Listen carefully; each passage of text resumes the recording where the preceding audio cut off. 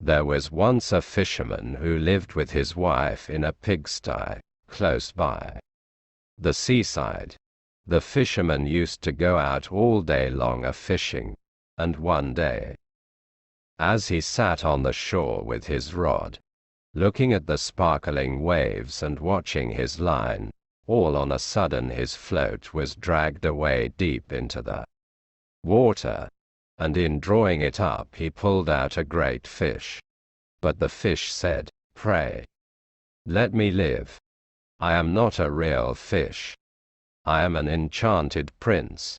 Put me in the water again, and let me go."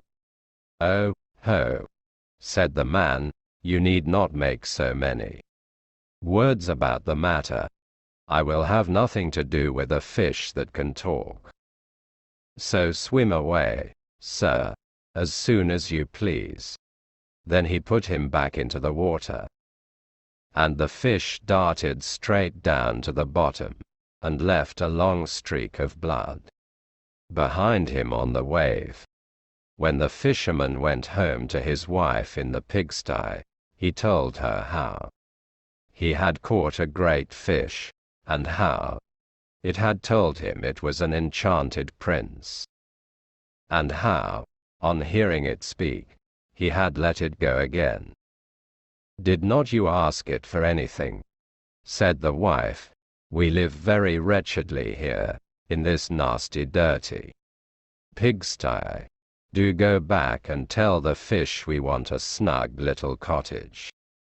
The fisherman did not much like the business. However, he went to the seashore, and when he came back there the water looked all yellow and green.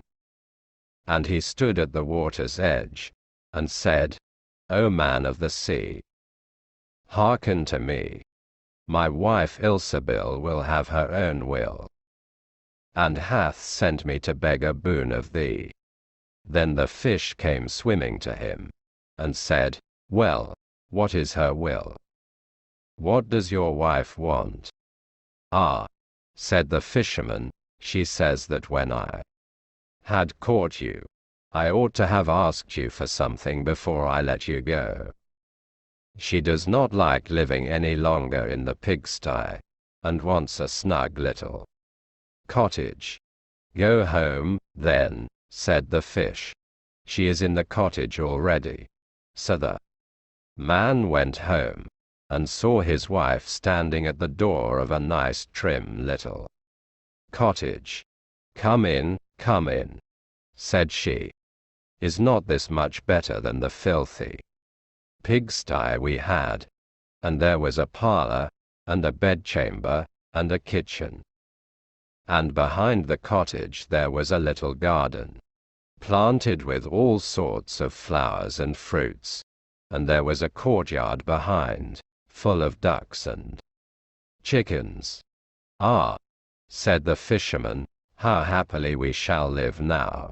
"We will try to do so, at least," said his wife. Everything went right for a week or two, and then Dame Ilsebil said, "Husband, there is not near room enough for us in this cottage.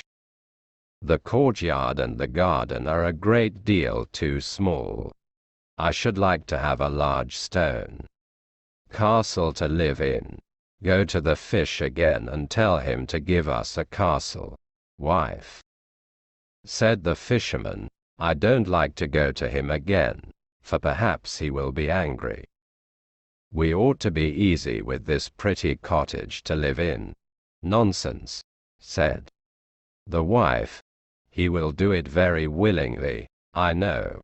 Go along and try." The fisherman went, but his heart was very heavy, and when he came to the sea, it looked blue and gloomy, though it was very calm, and he went close to the edge of the waves, and said, "O man of the sea, hearken to me. My wife Ilsebil will have her own will, and hath sent me to beg a boon of thee."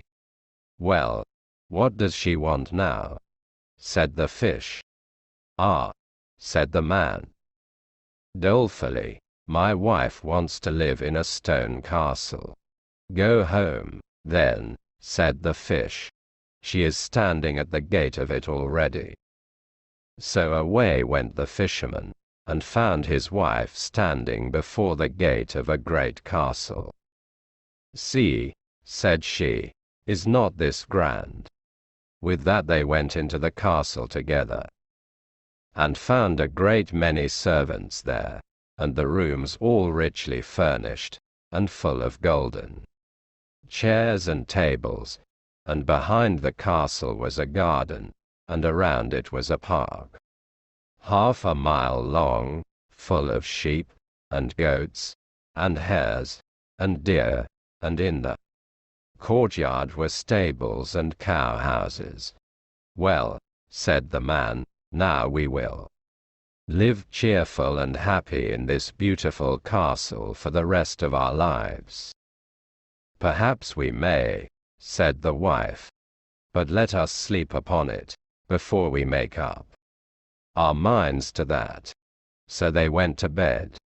The next morning when Dame Ilsebil awoke it was broad daylight, and she jogged the fisherman with her elbow, and said, Get up, husband, and bestir yourself, for we must be king of all the land.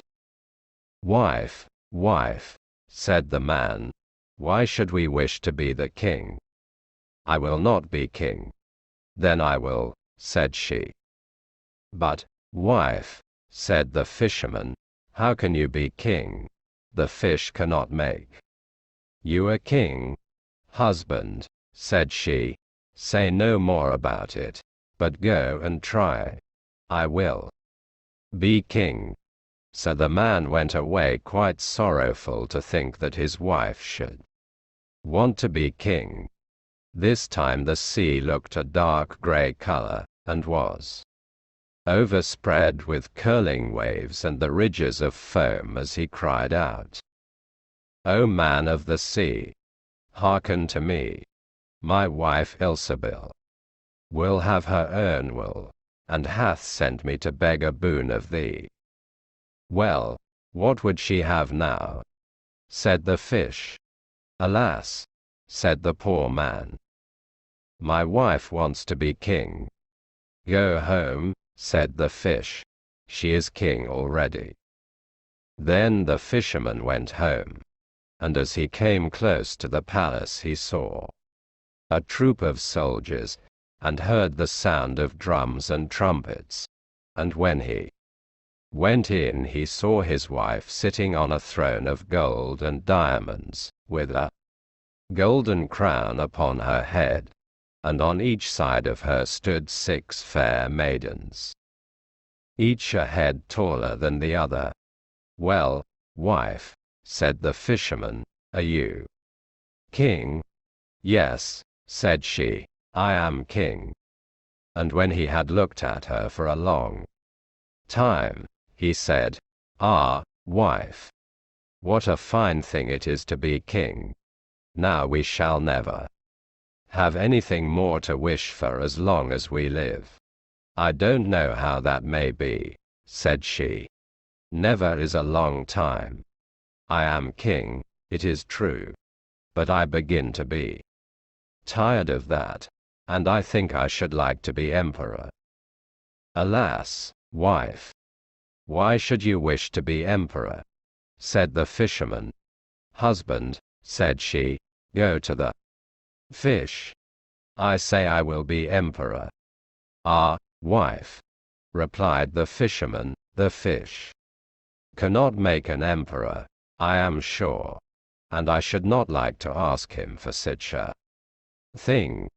I am king, said Ilsebil, and you are my slave. So go at once. So the fisherman was forced to go, and he muttered as he went along, This will come to no good, it is too much to ask. The fish will be tired at last, and then we shall be sorry for what we have done.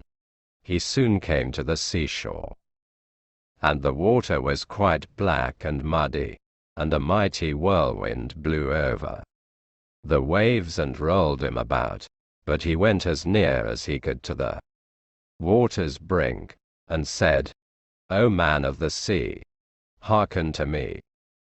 My wife Ilsebil will have her own will, and hath sent me to beg a boon of thee. What would she have now? Said the fish. Ah, said the fisherman, she wants to be emperor. Go home, said the fish. She is emperor already. So he went home again, and as he came near he saw his wife Ilsebil sitting on a very lofty throne made of solid gold, with a great crown on her head full 2 yards high, and on each side of her stood her guards and attendants in a row, each one smaller than the other, from the tallest giant down to a little dwarf no bigger than my finger. And before her stood princes, and dukes, and earls. And the fisherman went up to her and said, Wife, are you emperor? Yes, said she, I am emperor. Ah, said the man, as he gazed upon her. What a fine thing it is to be emperor. Husband, said she, why should we stop at being emperor? I will be pope next. O wife, wife, said he, how can you be pope? There is but one pope at a time in Christendom. Husband, said she, I will be pope this very day. But, replied the husband, the fish cannot make you pope. What nonsense, said she.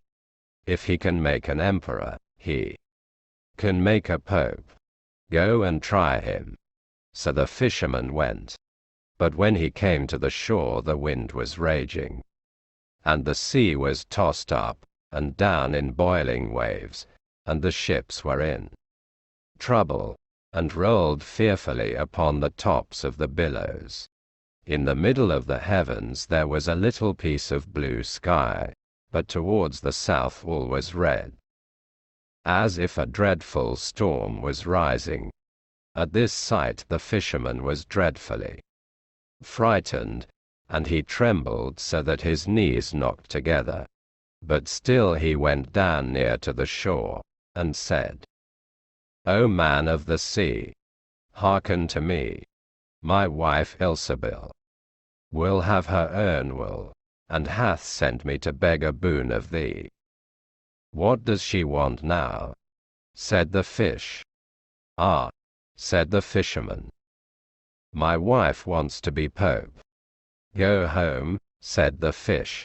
She is pope already. Then the fisherman went home, and found Ilsebil sitting on a throne that was 2 miles high, and she had 3 great crowns on her head, and around her stood all the pomp and power of the church, and on each side of her were 2 rows of burning lights, of all sizes, the greatest as large as the highest and biggest tower in the world, and the least no larger than a small rushlight. Wife, said the fisherman, as he looked at all this greatness, are you pope? Yes, said she, I am pope. Well, wife, replied he, it is a grand thing to be pope. And now you must be easy, for you can be nothing greater. I will think about that, said the wife. Then they went to bed, but Dame Ilsebil could not sleep all night for thinking what she should be next. At last, as she was dropping asleep, morning broke, and the sun rose. Ha, thought she, as she woke up and looked at it through the window. After all, I cannot prevent the sun rising. At this thought she was very angry, and wakened her husband, and said, Husband, go to the fish and tell him I must be lord of the sun and moon. The fisherman was half asleep, but the thought frightened him so much that he started and fell out of bed. "Alas, wife," said he, "cannot you be easy with being Pope?" "No," said she, "I am very uneasy as long as the sun and moon rise without my leave. Go to the fish at once." Then the man went shivering with fear, and as he was going down to the shore a dreadful storm arose, so that the trees and the very rocks shook, and all the heavens became black with stormy clouds, and the lightnings played, and the thunders rolled, and you might have seen in the sea great black waves swelling up like mountains with crowns of white foam upon their heads. And the fisherman crept towards the sea, and cried out, as well as he could, "O man of the sea, hearken to me. My wife Ilsebil will have her own will, and hath sent me to beg a boon of thee." "What does she want now?" said the fish. "Ah," said he, "she wants to be lord of the sun and moon." "Go home," said the fish, "to your pigsty again." And there they live to this very day.